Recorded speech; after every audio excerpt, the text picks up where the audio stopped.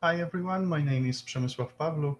I'll be talking a little bit today about our project Literacy Uplift and specifically about self-regulated elements in adult literacy, blended learning solution that this project is really building.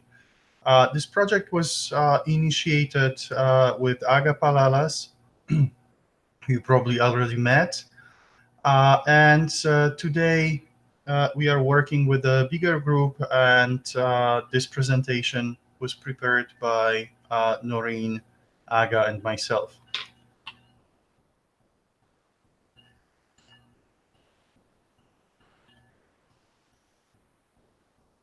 We'll be talking a little bit about the overview of the project today, so the pedagogical design principles that we are working on, and then we'll move to the main topic. The project itself, the Literacy Uplift project, is focused on adult literacy. We are working on the designing the principles, but as a side effect, we are also building a literacy solution that is a blended learning solution. In the beginning, we thought about the standalone application, like a mobile app, but with after the discussions mm, with participants, we decided that there is a need for the blended solution. And not only blended in terms of the technology, so cross-platform solution, but also uh, this application that is produced is part of the literacy program, the face-to-face program. So we are blending not only the platforms, but also the ways of delivery. The project itself is a multi-institution DPR project. We started with a literature review. We invited some experts for the interviews. Right now, we are working with several organizations that are providing literacy education in Canada, specifically in Greater Toronto area and Nipissing. We identified over time few themes. Mobility is one of them. So designing for the user, for the learner that is mobile, which means that we need seamless learning experience. We need to provide the content in a way that learner is able to access it uh, in different places, uh, in terms of virtual places and physical places. We also decided after some investigation that we need to go cross platforms. We cannot focus on one mobile platform. And we decided that there is a need for the web-based solution that will be associated with the mobile application. And this is simply due to the way how users want to use it. Another big theme, big principle was learner determined. We want to respond to the learner. We want to uh, first increase the learner motivation. This application is used outside of the classroom. So there is a need for reminders, there is a need for some motivation. This group of learners is quite specific. What we notice is that there is lots of emotional barriers, and application has to somehow fit into the group and make sure that learners are motivated and want to use the application, and they don't feel bad using the application. So we try to combine different elements. We want to empower learners. We want to let them make the decisions, be involved, and learn from the activities that they're doing. The application in the beginning was structured in a little bit different way. It was more like a continuous path, allowing learners to jump forwards and backwards on the path, but uh, was just a series of activities. Right now, we changed that after first round of testing, and we'll build activities more in a more structured way, and the user interface will be less looking less like a game, more like an educational application. And that's also based on the feedback from the user who like the gamification elements, but they expected something uh, that looks like it's addressed more to the adults. Another interesting thing is that learners really expect that there will be analytics and there will be some communication coming from the application towards them with the information how they're doing in terms of the process, how many activities they completed, how they're doing in terms of the results, the correctness, completeness of their answers, and so on. So this is also important part of the application. Context is also very, very interesting and important part of the application. Because we are using mobile, uh, we need to somehow adapt to where the user is and what the user is doing. Relevancy is crucial for users to be involved and engaged in the activities. So we are trying to provide a solution that can be easily adapted to specific environment in terms of the content, but also we are trying to use the capabilities provided the mm, by the mobile device uh, to interact with the environment.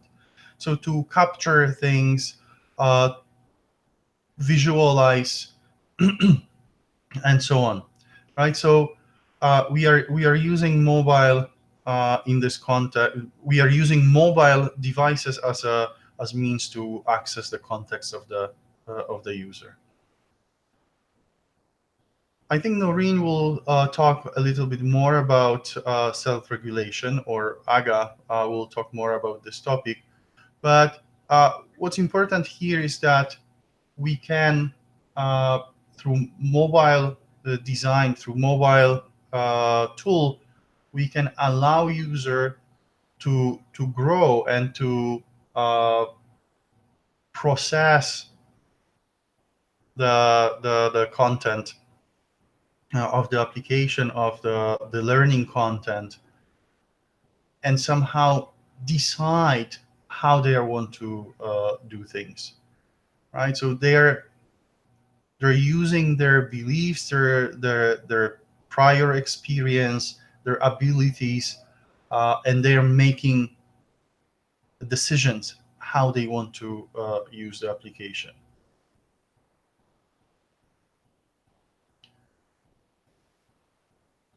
To make a decision, what's crucial is tracking and monitoring how much time I spend in the application, how often do I use it.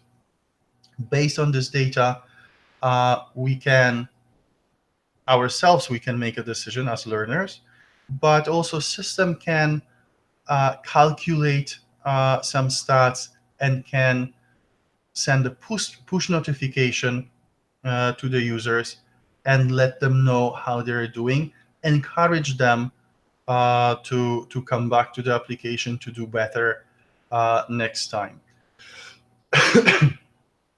And to do that, to communicate with the user, notifications and reminders are built into the application. This is quite useful because learners are encouraged to come back to do some more work in the application, and this is not a new approach. This is used by many applications on the market that are the learning applications, but also many games are also using this kind of approach to make sure that users are coming back and doing some activities within the application. Our plan is to test various messages to identify the most effective patterns. There is some work done in this area, especially in the language learning and adult education. We would like to see how those messages will work with literacy students and what will be the best approach to engage them more in activities. Gamifications and rewards are elements that somehow encourage users a little bit more to do activities.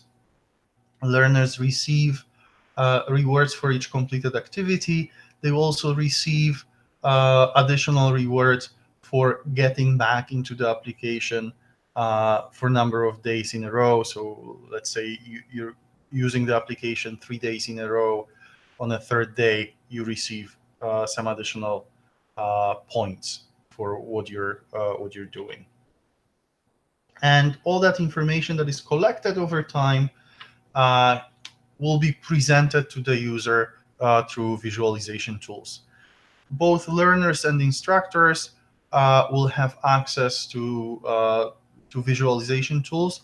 Depending on the role, those tools will be a little bit different. They will see the time that learners are using the application, number of completed activities, and also the correctness of learners' responses. Right, so we'll see all that in different visual graphs presented to the users. This is a blended approach. This is blended solution. The core is, of course, the mobile application, but there is a web-based interface, and this web-based interface is quite important. First, there are some activities that learners want to do on bigger screen with the full-size keyboard and so on, especially writing activities. Some graphs and some content may be easier to access on bigger screens on the desktop.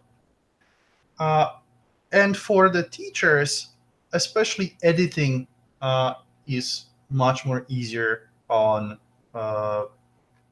desktop, right? When we are adding new activities, editing existing activities, and so on, that's definitely easier to do on the desktop. This, as I said in the beginning, this whole solution is also associated with face-to-face programs.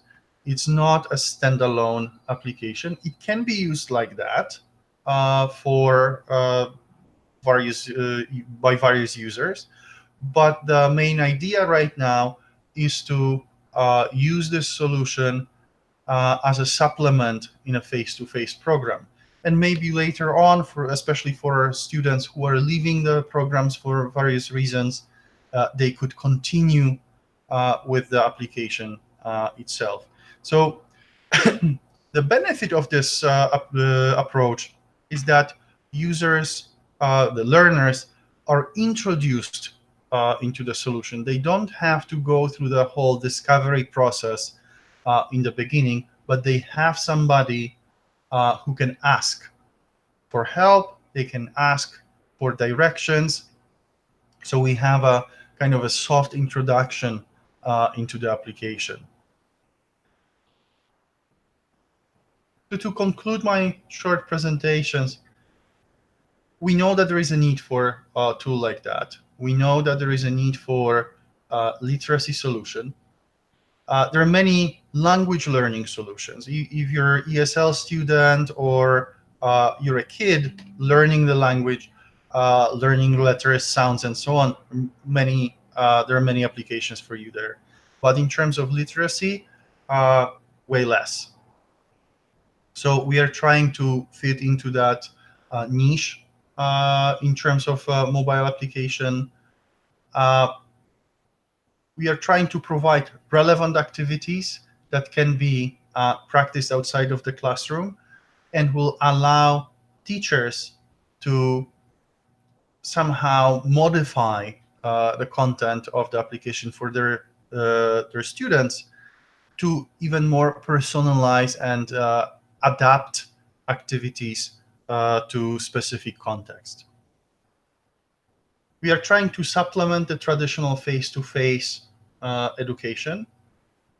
The system has to be cross-platforms, and we are working on that part. We have Android application, we have a web-based component. We are providing a full web-based solution as well, so it will be students will be able to access it on any device. It will be mobile friendly. It has to provide encouragement and tools for self-monitoring and time tracking, and that's another part that is built into the application and the web solution as well. Thank you very much for listening, and I encourage you to ask questions and talk more with my friend who is present at the conference with Aga. Thank you very much.